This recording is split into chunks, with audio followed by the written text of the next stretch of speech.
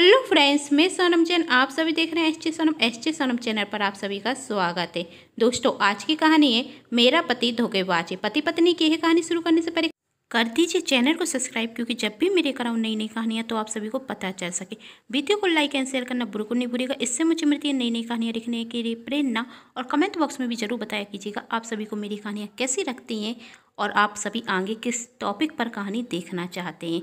तो चलिए कहानी शुरू करते हैं। सुबह सुबह आशा अपने घर का काम कर रही थी, तभी उसकी दोस्त पूजा का फोन आता। पूजा आशा से रोते हुए कहती, क्या तू घर पर है? आशा ने कहा, हाँ मैं घर पर हूँ, पर तू रो क्यों रही है? क्या पंकज से कोई लड़ाई हो गई? पूजा, वह सब बात में तुझे आकर बताऊंगी, बस तू मुझे इतना बता दे, क्या मैं कुछ दिनों के लिए तेरे घर पर रहने के लिए आ सकती हूँ? मेरे मम्मी पापा शहर से बाहर गए हुए हैं और पंकज का घर मैंने छोड़ दिया है। अब मैं पंकज के साथ और नहीं रह सकती। आशा ने कहा, देख पूजा, पति पत्नी में छोटे मोटे झगड़े होते रहते हैं। इस तरह डरकर पति का घर छोड़कर कोई भी अपने मायके नहीं जाता। पूजा और जोर से रोने लगी और कहने लगी, तू मुझे अपने घर पर बुलाना नहीं चाहती ना? सिर्फ इसलिए ये सब बातें कर रही है। अरे तुझे नहीं पता, मुझे मेरे पति ने धोखा दिया है। अब वह मुझसे नहीं किसी और से प्यार करते हैं। आशा ने कहा, नहीं नहीं, तुझे कोई गलतफहमी हुई है। पंकज ऐसा कर ही नहीं सकता। अरे वह तो दूसरी लड़कियों से बात करने में भी शर्माता है और वह किसी और लड़की से प्यार करेगा? नहीं, तुझे कोई गलतफहमी हो रही है।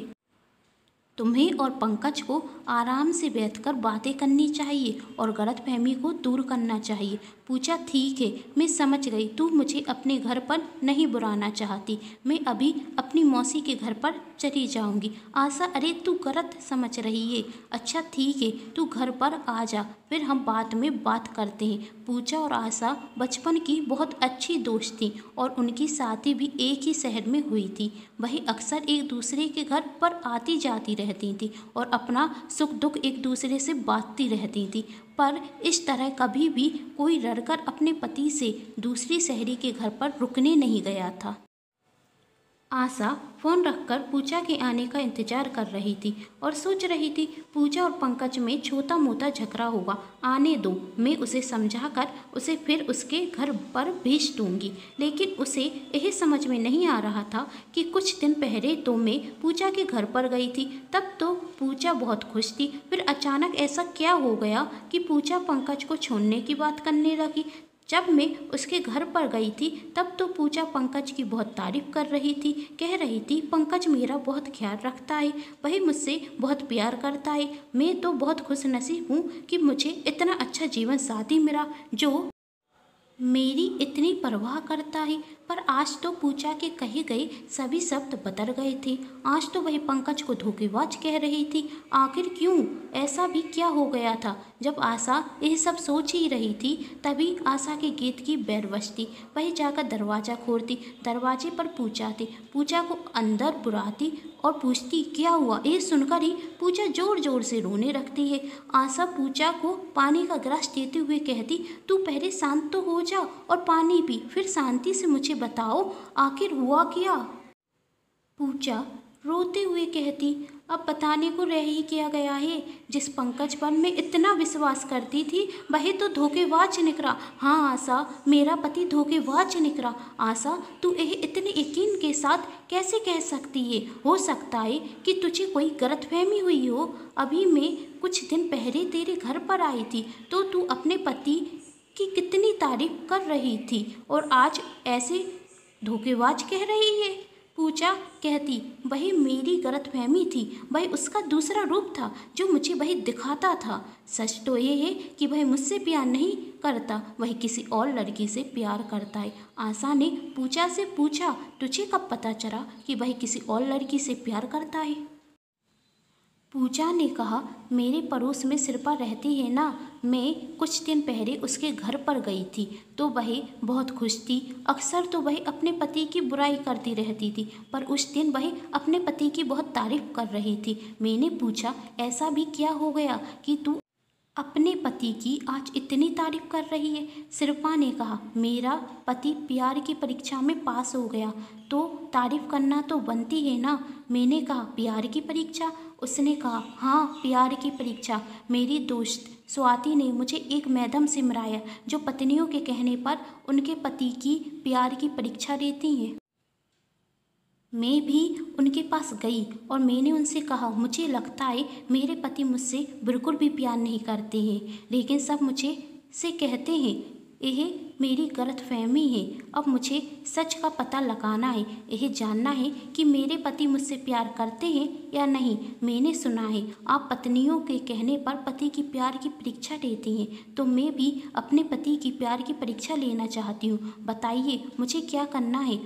उन्होंने मुझे एक लाल गुलाब दिया और कहा तुम यह लाल गुलाब अपने पति के ऑफिस के बैग में रख देना और दूसरे दिन अपने पति का बैग देखना। यदि वही गुलाब तुम्हारे पति के ऑफिस बैग में हुआ तो इसका अर्थ है कि तुम्हारे पति तुमसे प्यार करते हैं। नहीं हुआ तो मैंने उनसे पूछा तो उन्होंने कहा पहले तुम कर तो देखो, फिर मैं उसका तुम्हें जवाब दूंगी। और मैंने ऐसा ही किया और जानती हो क्या हुआ, मेरे पति के बैग में वही लाल गुलाब मिल गया। इसका अर्थ है कि मेरे पति मुझसे बहुत प्यार करते हैं। मैं मैडम के पास गई और उनसे थैंक यू कहते हुए कहा कि आपकी वजह से मैं अपने पति पर विश्वास कर सकती हूँ। फिर मैंने उनसे पूछा यदि मेरे पति के बैग में लाल गुलाब नहीं निकलता तो उन्होंने कहा इसका अर्थ यह होता कि तुम्हारे पति तुमसे नहीं किसी और से प्यार करते। और जब से मैंने अपने पति की प्यार की परीक्षा ली है और मेरे पति परीक्षा में पास हुए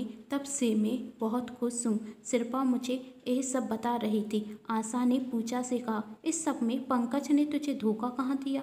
पूजा जब शिल्पा मुझे यह सब बता रही थी तो मुझे बहुत एक्साइटमेंट हुई और मैं भी पंकज के प्यार की परीक्षा लेना चाहती थी और शिल्पा से कहा कि तू भी मुझे उन मैडम के पास ले चल। मैं शिल्पा के साथ उन मैडम के पास गई और मैडम ने भी मुझे लाल गुलाब देते हुए कहा कि उसे तुम अपने पति के ऑफिस के बैग में रखना और मैंने भी ऐसा ही किया।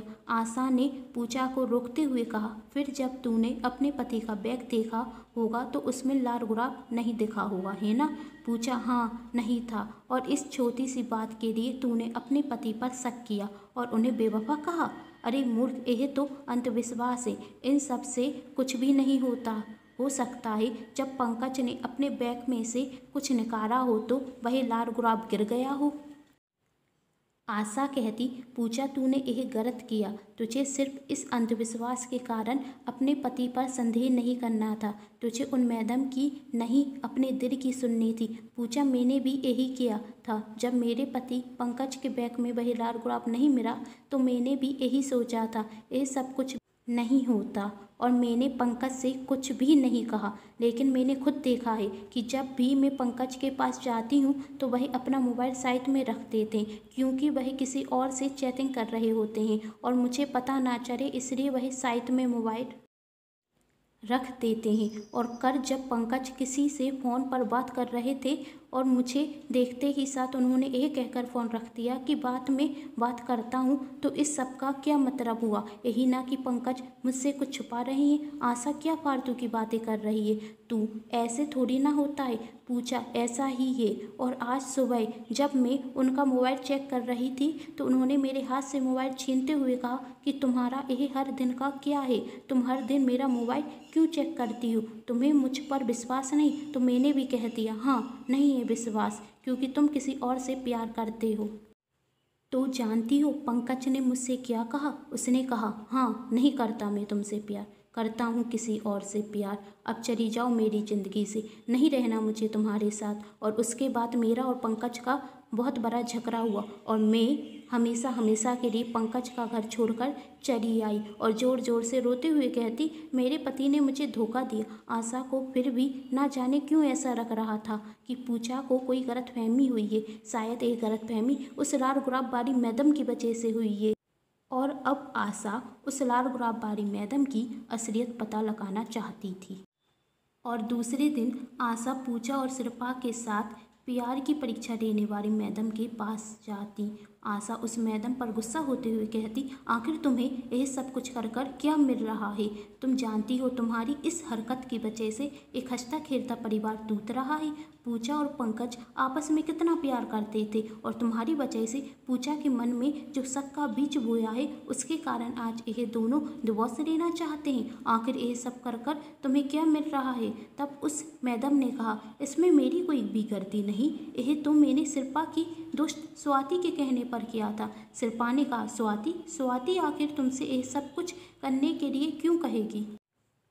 तब वही मैडम कहती हैं कि मैं कोई भी प्यार की परीक्षा नहीं देती, मेरा नाम प्रिया है और यह सब तो झूठा नाटक था जो मैंने स्वाति के कहने पर किया था। एक दिन स्वाति मेरे घर पर आई और उसने मुझसे बताया कि उसकी दोस्त शिल्पा बात बात पर अपने पति पर शक करती है, जिसके कारण उन दोनों में बहुत लड़ाई होती है और वह मेरी अच्छी दोस्त है, इसलिए मैं उसे सुधारना चाहती हूँ। मैंने उसे बहुत समझाया कि यह तुम्हारी गलतफहमी है, तुम्हारे पति तुमसे बहुत प्यार करते हैं, लेकिन वह है कि मेरी बात नहीं सुनती। तो मैंने कहा, अब तुम क्या करोगी? तो स्वाति ने कहा, इसलिए तो मैं तेरी मदद लेने के लिए आई हूँ। मैंने कहा, मैं मदद कैसे करूँगी? तो उसने कहा, तू तो कॉलेज में बहुत अच्छा नाटक कर लेती थी, इसलिए एक झूठा नाटक इन दोनों को मिलाने के लिए कर दे। मैंने कहा, कैसा नाटक? स्वाति ने कहा, क्यों ना तू प्यार की परीक्षा देने वाली मैडम बन जा और मैं शिल्पा को तेरे पास लेकर आऊँगी और उसके बाद तू यह सब नाटक करना। और मैंने वैसा ही किया और स्वाति का आइडिया सफल हो गया। स्वाति बहुत खुश थी कि अब उसकी दोस्त शिल्पा अपने पति पर शक नहीं करती थी और अब वही दोनों खुश हैं। लेकिन हमें क्या पता था कि पूजा कभी अपने पति की प्यार की परीक्षा लेने आएगी और उसका पति इस झूठी परीक्षा में फेल हो जाएगा। फिर आशा ने कहा, यदि शिल्पा के पति से भी वही फूल गिर जाता तो शिल्पा और उसके पति का रिश्ता हमेशा के लिए टूट जाता। तो प्रिया ने कहा, नहीं, ऐसा कुछ भी नहीं होता, इसलिए तो हमने शिल्पा से कहा नहीं था कि फूल गिरेगा तो क्या होगा। यदि फूल गिर जाता तो हम उससे यही झूठ कहते कि तुम्हारे पति तुमसे बहुत प्यार करते हैं और वही हमारे झूठे जाल में फंस जाती। हमने तो ये सब झूठा नाटक सिर्फ शिल्पा के जीवन को सुखी करने के लिए किया था, लेकिन हमें नहीं पता था कि इससे किसी और का जीवन तकलीफ में आ जाएगा। पूजा, हमें माफ़ कर दो, प्रिया ने कहा। तब शिल्पा ने कहा, इसका मतलब क्या है? मेरा पति मुझसे प्यार नहीं करता? आशा ने कहा, ऐसा कुछ भी नहीं है शिल्पा, वैसे तो तुम अपने पति पर शक करती थी और एक झूठे नाटक की वजह से तुम उन्हें सच्चा समझने लगी। सच तो ये है आशा कि पहले तुम्हें ऐसा रखता था कि तुम्हारे पति तुम्हें धोखा दे रहे हैं और अब तुम्हें ऐसा नहीं रखता, इसलिए तुम अपने पति पर शक नहीं करती। तुम्हें खुद सोचना चाहिए कि तुम्हारे पति कैसे हैं। इन सब से तुम कैसे पता लगा सकती हो क्या सही है क्या गलत? शिल्पा को अपनी गलती का एहसास होता और वही कहती, आप सही कह रही हैं, मैंने कई बार टीवी पर ऐसा देखा है कि पति पत्नी को धोखा देते हैं, इसलिए मुझे भी ऐसा लगने लगा कि मेरे पति भी मुझे धोखा दे रहे हैं, यह सब मेरी गलती।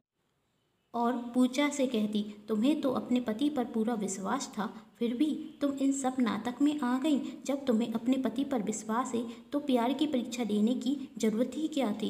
क्या प्यार की परीक्षा साबित करेगी कि हमारे पति हमसे कितना प्यार करते हैं? पूजा, मैंने तो प्यार की परीक्षा इसलिए दी थी कि मैं भी सभी के से गर्व से कह सकूं कि मेरे पति मुझसे बहुत प्यार करते हैं। वही प्यार की परीक्षा में पास हो गए, लेकिन मुझे क्या पता था यह सब हो जाएगा। और कहती, मान लेती हूँ प्यार की परीक्षा का झूठा नाटक था, फिर भी तो पंकज मुझसे अक्सर अपना मोबाइल छुपाते थे, आखिर क्यों? आशा ने कहा, इस क्यों का जवाब तो तुम्हें पंकज ही दे पाएंगे। जाओ और उनसे पूछो। यदि पति पत्नी में कोई गलतफहमी हुई है तो उसे हमें आपस में बात कर कर सुलझा लेना चाहिए। बात को इतना नहीं बढ़ाना चाहिए कि वह डिवोर्स तक आ जाए। तुमने उस पर शक किया, फिर भी वही कल से तुम्हें फ़ोन पर फ़ोन कर रहा है और तुमने उसके एक भी फ़ोन का जवाब नहीं दिया।